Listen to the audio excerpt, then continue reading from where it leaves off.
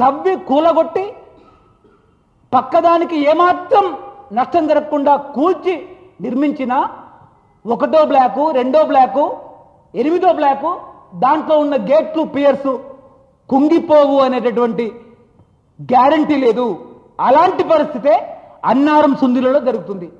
మరి అలాంటి సుందిళ్ళకి మళ్ళీ మీరు తుమ్మిడిగట్టు నుంచి మైలారం మీదుగా నీళ్ళు ఎలా తీసుకొస్తారండి? సుందిళ్ళ మీద, అన్నారం మీద, మేడిగడ్డ మీద ఇదే రేవంత్ రెడ్డి ప్రభుత్వం పినాకిని చంద్రఘోష్తో అవినీతి విచారణ చేసి ఆ ప్రాజెక్ట్ ఎందుకు పనికిరాదని చెప్పి ఒక్క చుక్క నీరు నిలిపిన ఆ ప్రాజెక్టు ప్రమాదం అని చెప్పేసి నేషనల్ డ్యామ్ సేఫ్టీ అథారిటీ చెప్పింది. కేసీఆర్ ప్రభుత్వ హయాంలో మానేరు డ్యాంలో అనేక చెక్ డ్యాంలు కట్టారు. సుమారు 2,500 నుంచి 3,000 కోట్ల విలువ చేసే చెక్ డ్యాంలు. దయచేసి ఇక్కడ ఉన్నటువంటి వాళ్ళందరూ కూడా ఒకనొక రోజు నిజ నిర్ధారణ కమిటీ వెళ్ళాలి. ఆ చెక్ డ్యాంలు కేసీఆర్ ప్రభుత్వంలోనే సుమారు 8 కూలిపోయినాయి. ఆయన కట్టిన చెక్ డ్యాంలు ఆయన కూలిపోయినాయి. మొన్న ఇటీవల కాంగ్రెస్ ప్రభుత్వం వచ్చిన తర్వాత అడవి సోమనిపల్లి అనే ఊళ్ళో 16 కోట్ల చెక్ డ్యాం కూలిపోయింది.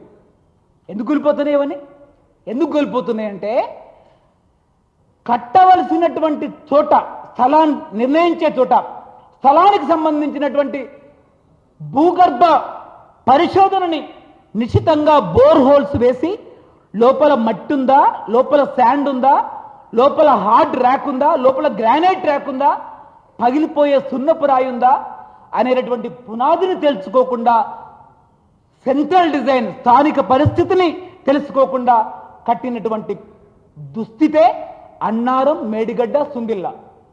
నో జియో టెక్నికల్ టెస్ట్ పరీక్షలు లేవు, ఏ రకమైనటువంటి భూగర్భ పరీక్షలు లేవు. అందుకనే అన్నారం, మేడిగడ్డ, సుందిల్ల కూలిపోయిందని ఎన్డీఎస్ఏ చెప్పింది.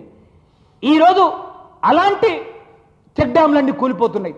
మరి అలాంటి చెక్ డ్యాంలే ఒక చిన్న, ఆఫ్టర్ ఆల్ చెక్ డ్యాంలో ఒక క్వార్టర్ టీఎంసీ కాదు, ఏది ఒక హుస్సేన్ సాగర్లో ఉండే నీళ్లు కాదు, హుస్సేన్ సాగర్లో పావలా పదో వంతు నీళ్లుండనటువంటి ఒక చిన్న చెక్ డ్యాం, ఒక 5-10 మీటర్ల ఎత్తు ఉన్నట్టు, 4-5 మీటర్లు, 2-3 మీటర్ల ఎత్తుండే చెక్ డ్యాం కూలిపోతుంటే 80 టీఎంసీలు సుందిల్లోకి వస్తే సుందిల్ల ప్రాజెక్ట్ ఆగుతుందా? సుందిల్ల ప్రాజెక్టులో 2016లో మొదలెడితే 2 సంవత్సరాల్లో పూర్తి కావాలంటే 2019లో 2.5-3 సంవత్సరాల్లో పూర్తి చేసి అప్పగిస్తే 2019లోనే దిమ్మలు మొత్తం కొట్టుకుపోయినాయి.